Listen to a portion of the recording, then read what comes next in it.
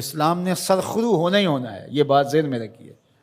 اگر کوئی بزدلی دکھاتا ہے تو وہ بزدلی کی موت مر جائے گا، لیکن اسلام نے غالب ہونا ہے۔ یہ دکھ، یہ اذیت، یہ تکلیفیں، یہ اس وقت جو حالت ہے فلسطینیوں کی، دردناک صورتحال ہے، لیکن اقبال نے کہا تھا کہ خون 100,000 انجم سے ہوتی ہے سحر پیدا۔ کتنے ستاروں کا خون ہوتا ہے، پھر جا کے سحر کا سپیدہ نمودار ہوتا ہے۔ شہادتیں ہوتی ہیں، اذیتوں سے لوگ گزرتے ہیں، پھر نتیجہ پیدا ہوتا ہے۔ تو یہ نتیجہ انشاءاللہ پیدا ہوگا اور امت کو انشاءاللہ غالب آنا ہے۔ ہمیں اپنے حصے کا کام کرنا ہوگا، ہم نے ان کے ساتھ کھڑے ہونا ہے۔ اس وقت صورتحال یہ ہے کہ پوری دنیا کی اشرافیہ، ایک دو ممالک کے علاوہ، وہ ان کے ساتھ نہیں ہے۔ وہ بیان بازی کی حد تک اپنی عوام کو مطمئن کرنے کے لیے رسمی کارروائیاں کرتی ہے۔ آپ دیکھ لیں پوری دنیا کے اوپر 56-57 اسلامی ممالک جو ہیں، ان کے حکمران، اشرافیہ اور بڑی بڑی فوجیں کہاں کھڑی ہیں۔ سفارتی سطح پہ خلوص کے ساتھ کوشش کی جائے، اور اگر لگتا ہے کہ یہ کوششیں بارآور نہیں ہوں گی تو ہمارے پاس یہ راستہ موجود ہے جہاد کا۔ جب آپ کے پاس طاقت ہوگی، توانائی ہوگی، تو پھر آپ کی سفارتی بات بھی مانی جائے گی۔ رشی کے فاقوں سے ٹوٹا نہ برہمن کا طلسم، عصا نہ ہو تو کلیمی حکار بے بنیاد۔ حضرت موسیٰ اگر کلیم اللہ تھے، ایک ان کا وصف تھا، لیکن دوسرے ہاتھ میں عصا بھی تھا۔ جہاد کا آپشن موجود ہے آپ کے پاس، اور انہیں پتہ ہو اگر ان کی بات سفارتی سطح پہ نہیں مانی گئی تو یہ راستہ ان کا کھلا ہوا ہے اور اس سے گریز نہیں کریں گے، تو پھر آپ کی بات سفارتی سطح پہ مان لی جائے گی۔ لیکن انہیں پتہ ہے کہ یہ چیخ چلا کے رو کے جو ہے وہ پھر خاموش ہو جائیں گے، تو وہ آپ کی اشک شوئی بھی نہیں کریں گے، محض ایک رسم کے طور پہ کاروائیاں ہوں گی اور بات ختم ہو جائے گی۔ سلامتی کونسل اقوام متحدہ ہمیں کیا دے گی؟ وہ تو استعمال کی باندھی ہے، ہمارے لیے وہ کچھ نہیں کر سکتے۔ امت کو اپنا پلیٹ فارم فراہم کرنا ہوگا، اور امت کو اپنے مسائل حل کرنے کے لیے ہمارے پیغمبر نے جو راستہ جہاد کا دیا ہے اسی راستے پہ چلنا ہوگا۔ پھر دیکھنا کہ کس طرح کفر دم دبا کے بھاگتا گھٹنوں کے بال آتا ہے۔ مسلمان کا مقابلہ نہیں ہو سکتا اگر وہ غیرت پہ آ جائے تو۔ دوسرا، اس وقت وہاں بیچارے لوگ سسک رہے ہیں، ان کے پاس دوائیں موجود نہیں ہیں، اور ان کے پاس غذائی قلت ہے، مکان ان کے ختم ہو گئے۔ اقوام متحدہ کی رپورٹ کے مطابق 52,000 لوگ بے گھر ہو گئے، اور کہیں اس سے زیادہ لوگ بے گھر ہوئے ہیں، یہ تو ان کی رپورٹ ہے۔ تو اس لیے اللہ نے ہمیں آسودہ زندگی دی ہے، تو ہم آدھی روٹی کھا لیں اور آدھی روٹی ان اپنے مسلمان بھائیوں کے لیے بھیجنے کی کوشش کریں۔ الحمدللہ ہم نے ادارۃ المصطفیٰ کے تحت وہاں کام کا آغاز کیا ہے۔ اگر کوئی ہمارے پہ اعتماد کرنا چاہے تو ہم بھی اس خدمت کے لیے حاضر ہیں، اور انشاءاللہ آج سے وہاں غزہ کے اندر اللہ کی توفیق سے کام کا آغاز ہو گیا ہے ان کی نصرت اور اعانت کے لیے۔ باقی مختلف ذرائع ہیں، ان کے ذریعے سے آپ جو ہے وہ ان کی مدد کر سکتے ہیں۔ آپ کو اطمینان ہو جہاں، تو یہ کام کرنے کا ہے۔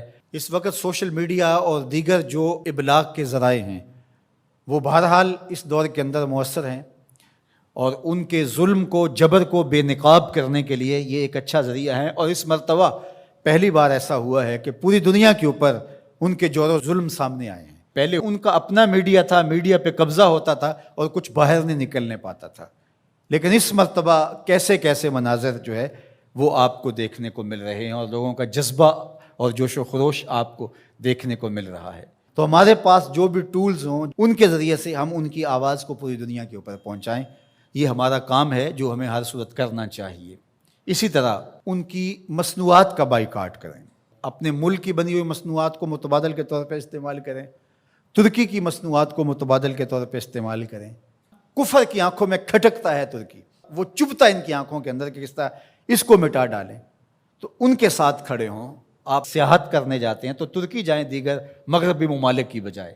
ترکی میں انبیاء کی قبور موجود ہیں، صحابہ کی قبور موجود ہیں، اور ترکی میں اصحاب کہف کا غار ہے، ہماری تاریخ ہے ترکی میں بہت ساری، تو وہاں دیکھیں، اور وہاں ان کے لوگوں کا جذبہ اور ان کا ایمان اور ان کا اخلاق پھر پاکستانیوں سے جس طرح وہ ٹوٹ کے محبت کرتے ہیں۔ ترکی کی مصنوعات کو استعمال کریں، دیگر بلاد اسلامیہ کی مصنوعات کو استعمال کریں، پاکستان کی مصنوعات کو استعمال کریں، معیار میں کم ہی کیوں نہ ہوں، کوئی بات نہیں ہے، مصنوعات جو ہیں وہ اپنے ملک کی، اپنے وطن کی استعمال کریں۔ تو بائیکاٹ کریں گے تو انشاءاللہ اس سے ان کو مالی نقصان ہوگا اور جو ہے وہ مسلمانوں کو اس کا فائدہ ہوگا۔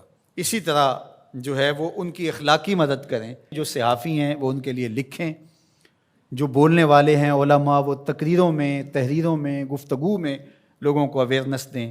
اتحاد امت کے ذریعے سے ہم ان کی مدد کر سکتے ہیں۔ امت اگر متحد ہو جائے، جغرافیائی تقسیمیں، لسانی عصبیتیں اور باہمی ہماری ذاتی رنجشیں اور نفرتیں جو ایک دوسرے کے خلاف کھڑی ہو جاتی ہیں اور جس سے امت کا اتحاد پارا پارا ہو جاتا ہے، یہ بدبختی ہوتی ہے۔ تو ان ساری تقسیمات کو رد کر کے حضور کے نام پر، قدس کے نام پر، قرآن کے نام پر، توحید کے نام پہ ہم جمع ہو جائیں۔ الکفر ملت واحدہ، سارا کفر ایک ملت ہے، تو مسلمان کیوں جمع نہیں ہو سکتے ہیں؟ حضور کے نام پہ سب جمع ہو جائیں۔ امت کی وحدت اس بات کا پیغام ہے کہ دشمن کے چھکے چھوٹ جائیں۔ میں اپنے ساتھ جڑے ہوئے تمام لوگوں کو کہتا ہوں، اپنی اولادوں کو بہت اچھا پڑھائیں، ان کی دینی تربیت آخری حد تک کریں، اور ان کی جو دنیاوی تعلیم ہے اس کو بھی بہتر سے بہترین انداز میں آگے لے کے جائیں۔ وہ ہر شعبے کے اندر آگے بڑھ کے شعبے کے اہم منصب تک پہنچیں، اور ان کے اندر جو راسخ مسلمان ہے وہ مضبوط تر ہو، وہ آپ کی آغوش سے گزرا ہے، وہ وہاں جا کر کے بھی جو ہے وہ پکا سچا مسلمان ہو۔ سب لوگ اس طرح جب آگے جائیں گے تو پھر نتیجہ آپ کے سامنے ہوگا۔ لیکن اگر ہم یہ نہیں کریں گے تو پھر ہم سوائے چیخنے چلانے کے، صدائے احتجاج بلند کرنے کے اور کچھ نہیں کر پائیں گے۔ تو بہرحال غالب تو آنا ہی آنا ہے اسلام نے، وہ پھر ہم نہیں ہوں گے، پھر اللہ تعالیٰ کسی اور کو منتخب کر لے گا ہماری جگہ پہ۔ اگر ہم چاہتے ہیں کہ ہم اور ہماری نسلیں اسلام کی نشأت کے کام آئیں، اسلام کی نہضت کے کام آئیں، تو اس کام کے لیے ہم اپنی نسلوں کو، اپنی اولادوں کو، اپنے رجال کار کو تیار کریں، تاکہ پھر ان جگہ پہ کھڑے ہو کر کے دین کی نصرت اور اعانت کے فریضے کو سر انجام دیں۔